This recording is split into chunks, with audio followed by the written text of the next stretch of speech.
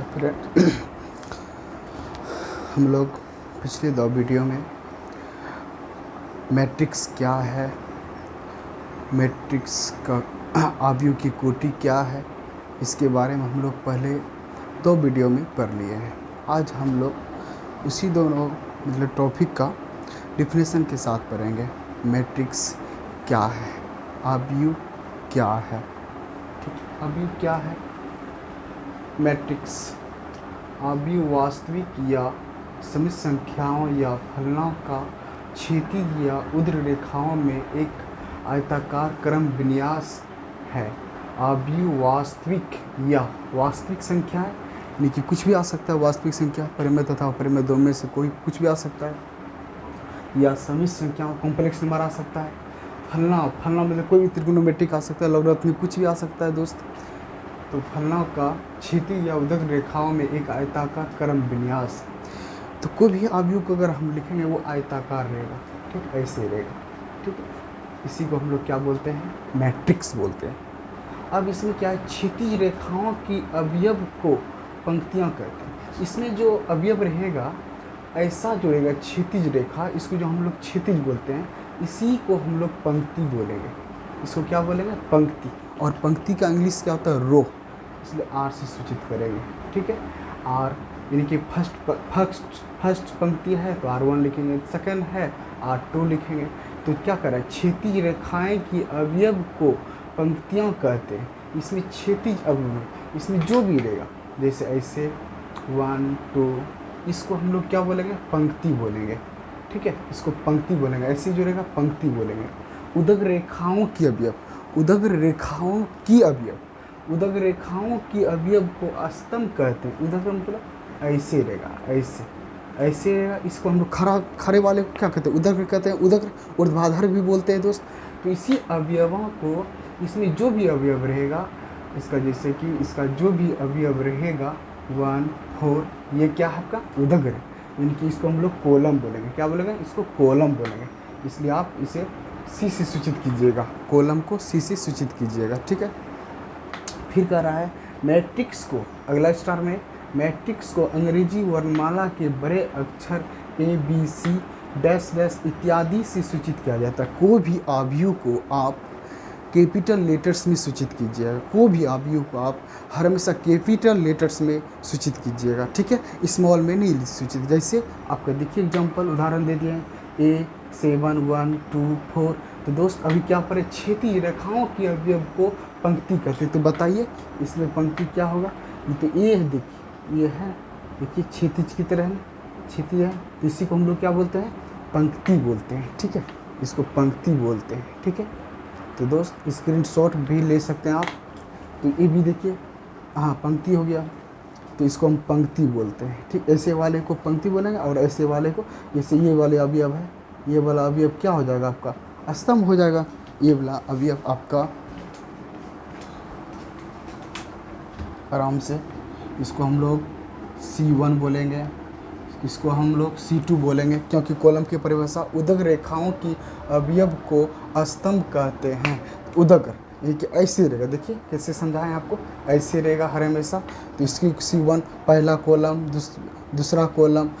अब इसमें देखिए सिर्फ एक ही कॉलम है, एक है ऊर्ध्वाधर, एक ही वो है ना, इसलिए AC1 इसको हम लिख सकते हैं। तो यही आपका पंक्ति किसको बोलेंगे? जो ऐसे रहेगा दोस्त, पंक्ति बोलेंगे, जो कि क्षैतिज रेखाओं का भी ऐसे रहेगा, ठीक है। स्तंभ किसको बोलेंगे दोस्त? जो ऐसे रहेगा, ठीक है, ऐसे रहेगा, इसको हम लोग उदग बोलेंगे। और इसको सूचित हम कैपिटल लेटर से करेंगे, ठीक है। अब हम बात करते हैं आव्यूह के कोटि। अब आव्यूह की कोटि क्या होता है? आव्यूह की कोटि क्या होता है? कोटि क्या होता है? यदि किसी आव्यूह की पंक्तियों की संख्या, यदि किसी आव्यूह की पंक्तियों की संख्या, पंक्ति यानी कि ऐसे वाले को, क्षैतिज को, ऐसे वाले को हम काउंटिंग कर लेंगे पहले।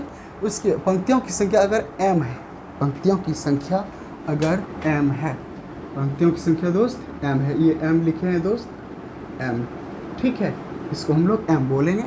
तथा स्तंभों की संख्या n, स्तंभों की संख्या यानी कि उदग्र वाले को, स्तंभों की संख्या को, स्तंभों की संख्या n हो तो m क्रॉस n, ये क्रॉस नहीं करना है, m क्रॉस n, क्रॉस नहीं करना है, सिर्फ लिखना है m क्रॉस n।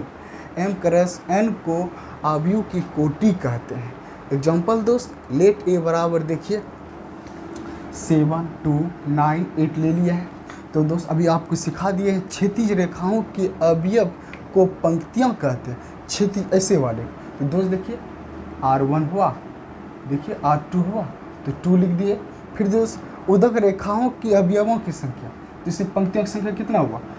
यदि किसी अवयव की पंक्तियों की संख्या m, तो m यानी कि इसको हम अगर काउंटिंग करते हैं 1 2, तो 2 हुआ क्रॉस। उसके बाद दोस्त फिर कर रहा है कि स्तंभों की संख्या n, इनकी इस अब स्तंभों को काउंटिंग करेंगे। स्तंभ किसको बोले हैं? उदग रेखाओं। देखिए उदग रेखाओं की अवयव को स्तंभ कहते हैं। उदग ऐसे वाले जो रहेगा, ऐसे देख सकते हैं दोस्त, ऐसे C1 C2, देखिए फर्स्ट कॉलम सेकेंड कॉलम, तो 2 क्रॉस 2। देखिए इसमें अवयवों इनकी पंक्तियों की संख्या कितना हुआ?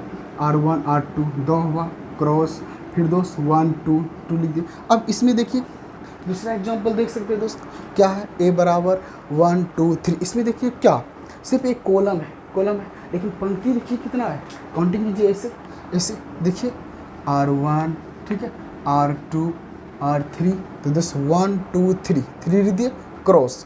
अब देखिए 1 2 3 3 तो रो हो गया। पर अब मान लिया जाए, एक भी आपको एक और समझा सकते हैं यहाँ, 7 8 9, ठीक है दोस्त। अब इसमें काउंटिंग कीजिए R1 R2 R3, तो कितना हुआ? 3 हुआ।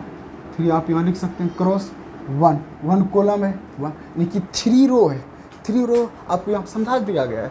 क्षैतिज रेखाएं की अवयव को पंक्तियाँ कहते हैं, इसलिए दोस्त क्षैतिज रेखाएं ऐसे क्या है 1 2 3 लिख दिए क्रॉस, और कॉलम कितना एक ही हुआ है ना, ऐसे, तो 1 हो गया 3 क्रॉस 1। यहाँ 3 क्रॉस 1 कोटि का अवयव है ये।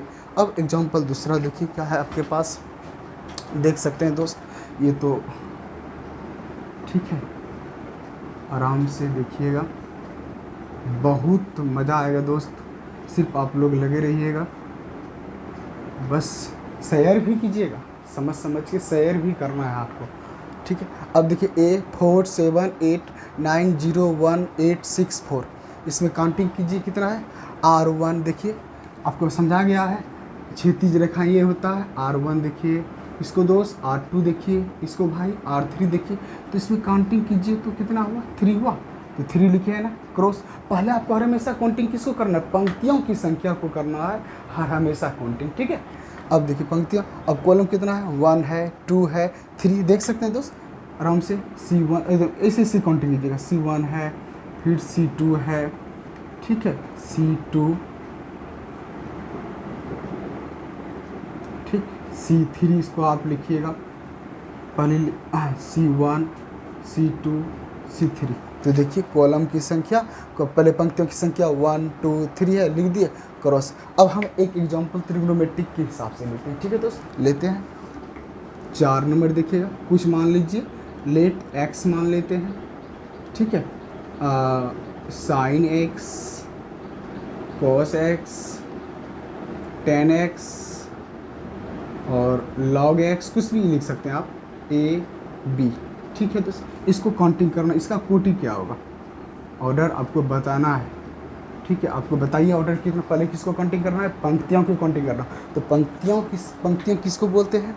जो क्षैतिज रेखाओं की अवयव होते हैं, क्षैतिज रेखाओं में जो भी अवयव रहता है उसे आप लोग क्या बोलते हैं? पंक्ति बोलते हैं ना।